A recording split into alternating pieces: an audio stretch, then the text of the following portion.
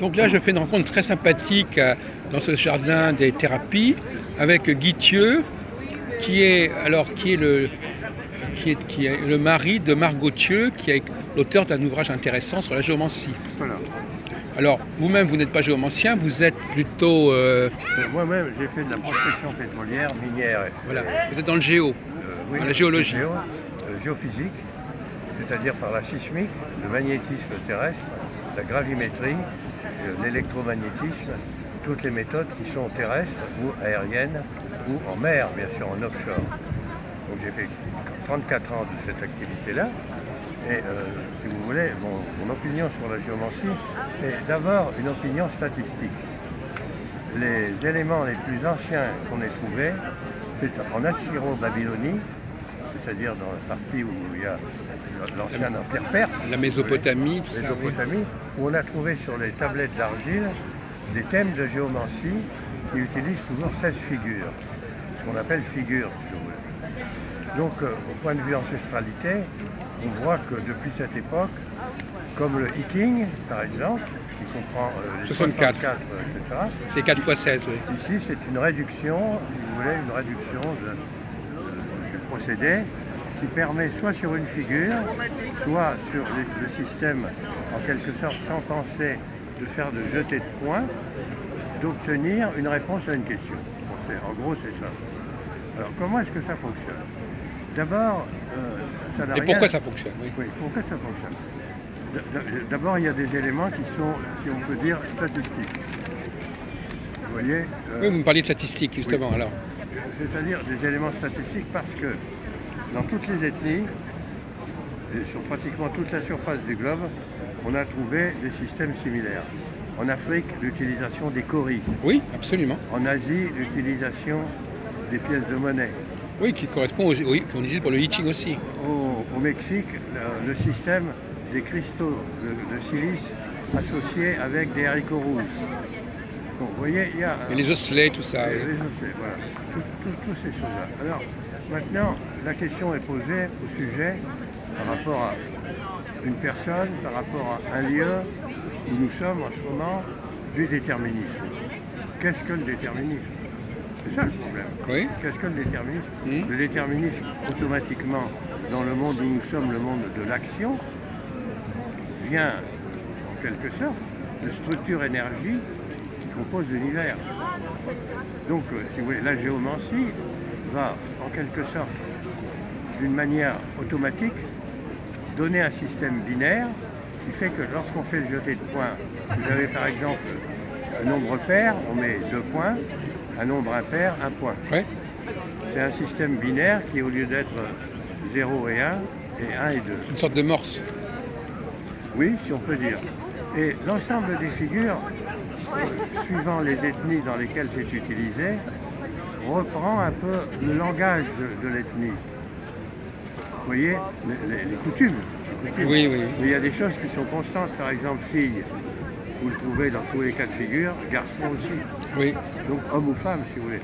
Fille, bon. Mère, tout ça. Voilà. Après, vous avez d'autres choses. Par exemple, beaucoup de gens. C'est populus. Oui. Le chemin, c'est la voie. Oui, la via, oui. Etc. Vous voyez, vous avez des sortes de constantes dans les choses et aussi, évidemment, des variables. Par exemple, amicio, c'est une perte. Laetitia. La joie. Mais excusez-moi de vous interrompre. Et qu'est-ce que vous pensez, enfin, peut-être accident, par rapport au tarot, ça vous paraît plus valable que le tarot? C'est complètement différent. D'abord parce que, si vous voulez, on va voir le tarot après. Bon, d'accord. Dans la géomancie, à l'endroit où vous êtes, sur le plan de l'horizon, on prend un axe.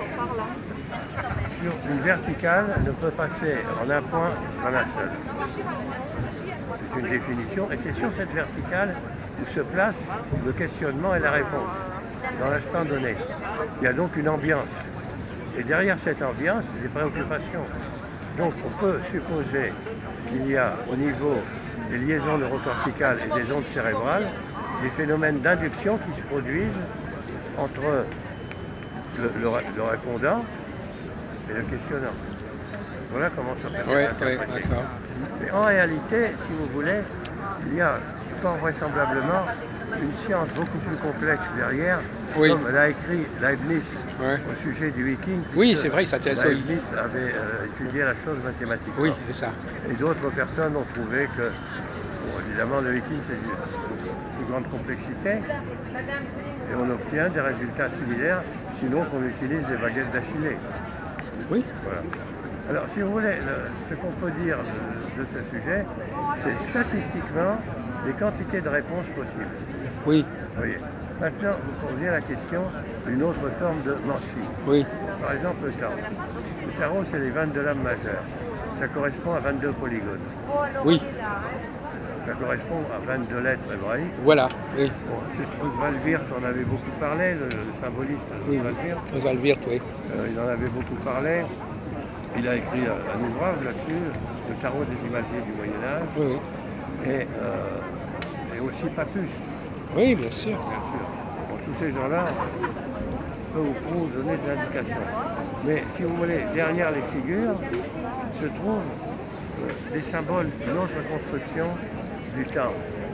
Par exemple, la tour foudroyée Oui, correspond à la destruction du temple. d'accord. Vous voyez. C'est un exemple. Bon. Oui, j'avais pas pensé, oui, effectivement. Ou la tour de Babel aussi. Sur le Babel aussi. À partir du moment où il y a une tour, les tours sont des constructions qui, de l'extérieur et de l'intérieur, ont des fonctions. On dit aussi la complètement- maison Dieu. La maison Dieu. Si vous voulez, l'instruction initiatique autrefois était pratiquée dans la tour. Voilà. Dans la cour? Dans la tour. Oui, d'accord. Il y avait une salle spéciale. Oui. C'était aussi les tours pour observer le ciel. Tu vois, Oui, tour d'observation, bien sûr. Ben, sur tous les temples en Égypte, vous avez sur les dalles des anfractuosités rondes, les carrées, ziggourats. rectangulaires, etc. Et il y avait des assemblages de bois qui permettaient de faire des visées et de regarder les écarts angulaires avec un sablier qui permettait de mesurer le temps. Et là, ça constituait l'astronomie. L'astronomie. Alors donc, on va passer insensiblement à la question de l'astrologie, Oui, bien sûr, mais si vous voulez, du zodiaque. le Parce que, problème... apparemment, vous avez une approche très globale de tout ça. Oui. Oui, oui. Le problème, par exemple, de l'astrologie égyptienne étudie énormément, bien sûr, la sphère des fixes, parce que les conditions étaient idéales nocturnes. Et les prêtres étaient chargés de faire des relevés continuels des mouvements d'étoiles. Oui, Bon, aussi le calcul des éclipses. Le cycle de Méton, par exemple, de 19 ans. oui, absolument. Tous ces éléments-là montrent qu'il y avait une compréhension d'interaction dans le monde de l'action où nous sommes, avec les structures énergie antérieures, le monde de la formation, le monde de la création, le monde de l'émanation. On peut le prendre comme ça. Mais alors, est-ce que ces savoirs ils se sont transmis correctement ou est-ce qu'ils ont été abîmés, corrompus Ben, si vous C'est un peu voulez- l'idée de Guénon Oui, aussi. je oui, crois. oui, bien sûr, Guénon, le monde de la quantité, et aussi on pourrait dire Charlie Chaplin, les temps modernes. Il y a une superposition entre les deux. Bon, Bah oui, Charlie Chaplin, les temps modernes. D'accord. Vous avez vu le film? oui, oui, bien sûr. Donc si vous prenez Guénon, le règne de la quantité, c'est la même chose. Oui, Mais c'est dit d'un point de vue. c'est à peu près la même époque. Oui, oui, Oui. c'est Bon, ah, donc finalement, vrai. Oui, ces savoirs, l'altération, vous parlez de l'altération. Il est évident que bien des gens utilisent ce qu'ils ont sous la main uniquement parce qu'ils l'ont sous la main. Mais ils ne vont pas, la plupart du temps, étant donné qu'ils ont un résultat. Bon. Moi, j'ai envie d'une omelette. Je casse les œufs, je les bats. Mais je ne cherche pas, a priori, s'il est très sain, l'analyse chimique du jaune, Voilà, du blanc, c'est ça. de la coquille. Voilà, c'est qu'on ça. peut en faire. Voilà. Ce sont des empiriques un peu. Voilà, enfin, ils, voilà. Il y a toute une partie empirique, notamment la géomancie est en grande partie transmise d'une manière empirique. Mais il y a en arrière-plan une véritable connaissance. Une connaissance qui est extrêmement complexe, qui fait appel à des quantités de notions. Il y a à peu près plus d'une centaine de pages de détails techniques qui seront publiés un jour, peut-être d'ici un an ou deux, que ma femme fera publier pour Ah. donner les raisons profondes géométrique Ah et d'accord. cosmique de la chose. Voilà. Oui. Autrement, le reste, si vous voulez, vient de tous les géomanciens dans toutes les traditions qui ont laissé des écrits, comme par exemple Flood, Caslan, Oui. Lecomte, Pierre-François, Xavier, Vincent Tipiob. Bon, voilà, tous ces gens-là ont laissé des indications et celui qui a analysé de plus loin la question au point de vue scientifique, contrairement à ce qu'on pourrait croire, n'était pas Don Néroman, qui a écrit La géomancière trouvée, mais Piob, Ah oui. se basant sur Flood. Ouais. Voilà. Il y a aussi les travaux de Vega. Enfin, Vega, c'était l'éditeur. Le Rouillet, Voilà, le rouillé. docteur en pharmacie, qui avait son officine au boulevard Saint-Germain, Oui, la librairie Vega, si vous voulez, oui. mais qui, lui, avait publié le petit livre sur le Cher Kambala. Voilà. Voilà, toutes ces choses-là, vous voyez. Mais là aussi, si vous voulez, les clés géométriques sont restées extrêmement secrètes. Elles existent. Oui. Elles existent toujours. Et vous n'avez jamais essayé vous-même de les trouver, ces clés Vous avez trouvé quelques clés vous-même, Si vous Guy voulez, Thieu?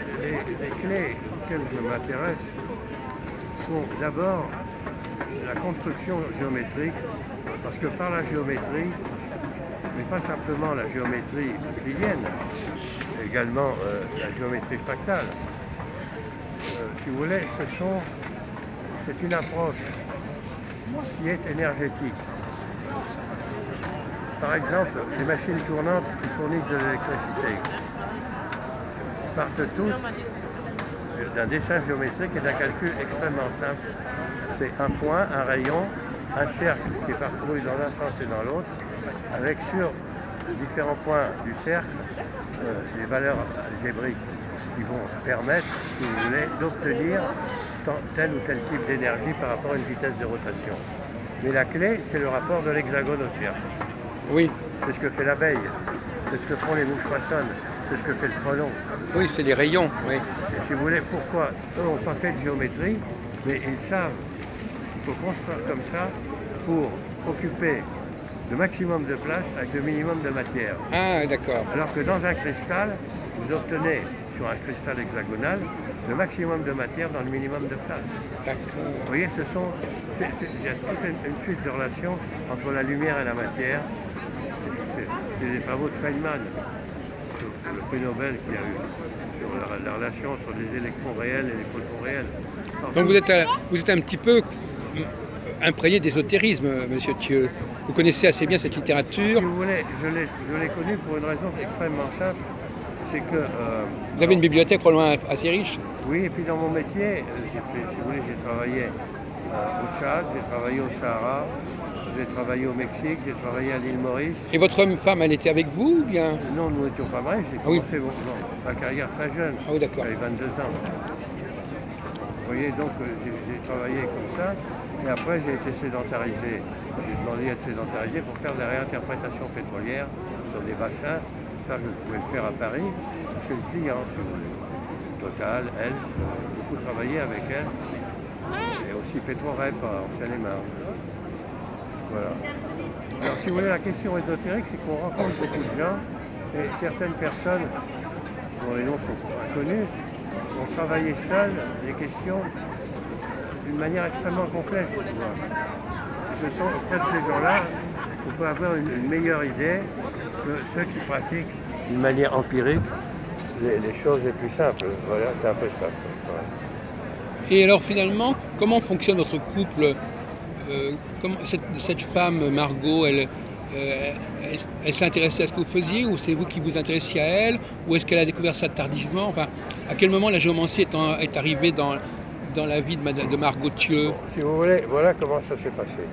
Elle-même a fait une carrière de sage-femme, puis elle a été cadrée, elle est devenue surveillante chef à la Pitié-Salpêtrière, et elle a créé, dans le cadre de la surveillance des grossesses à domicile, c'est-à-dire l'application du décret de mai 75, elle a créé 1000 postes de sage-femme, ce qui lui a valu la Légion d'honneur, si vous voulez, sur une liste d'un Premier ministre.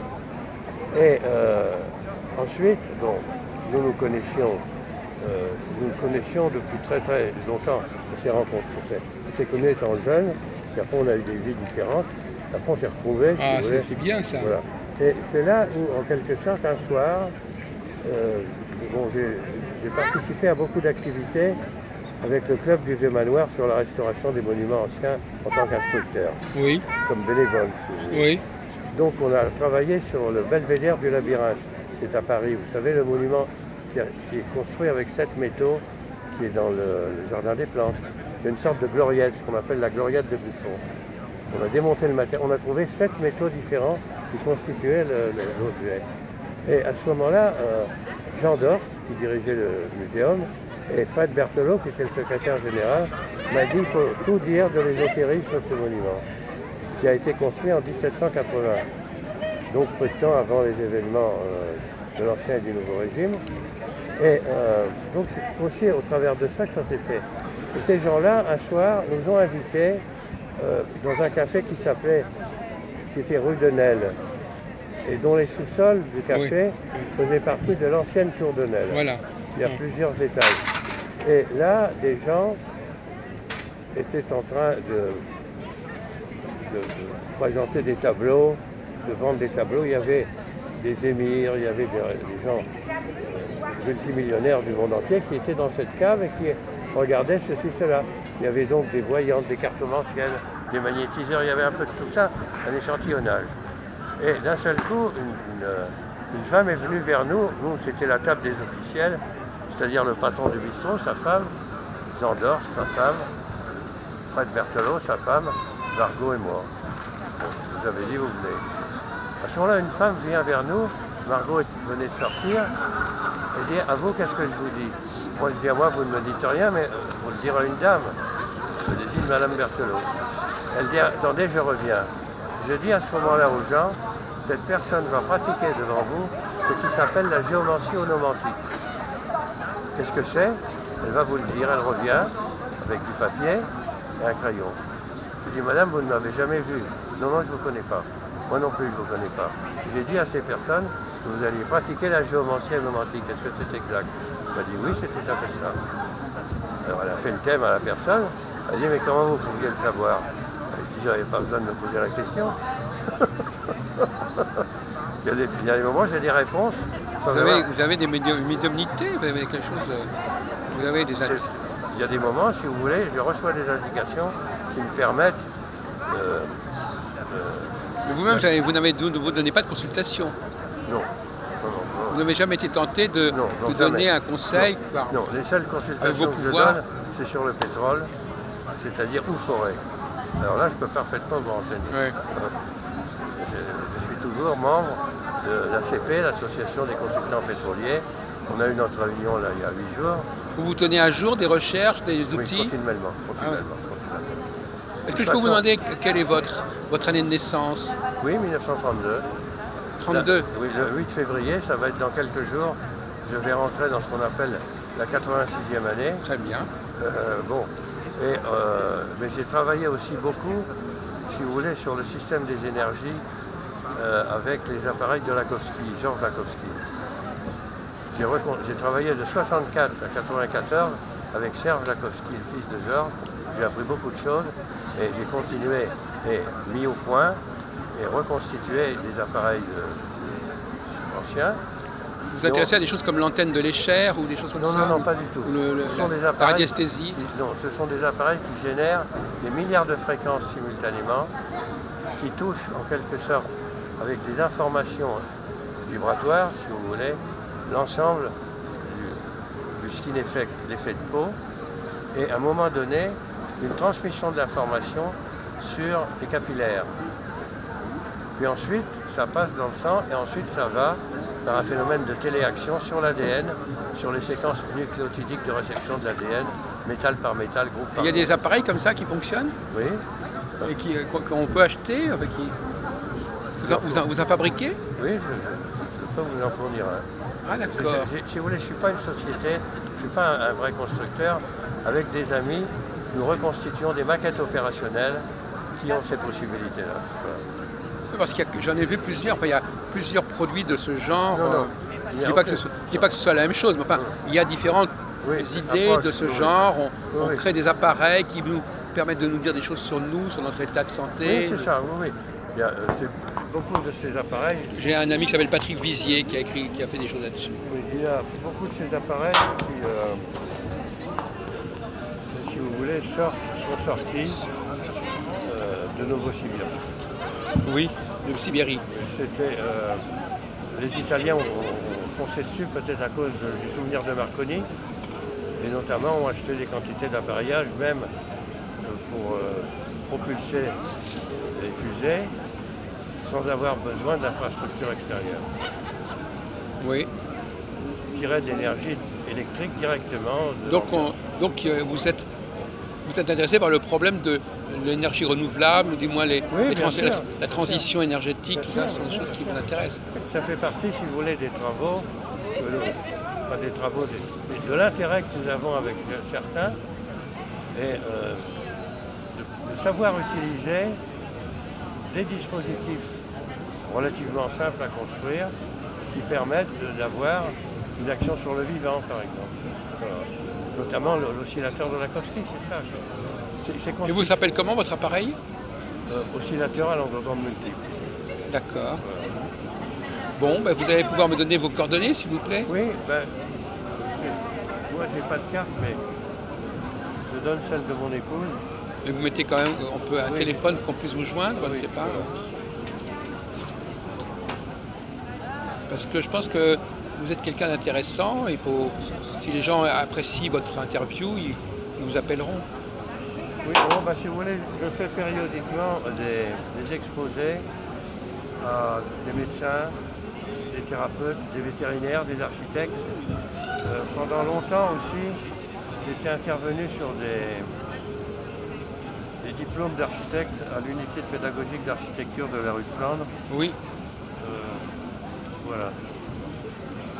Bon, je vais le marquer au dos. Oui, voilà, au verso. Oui.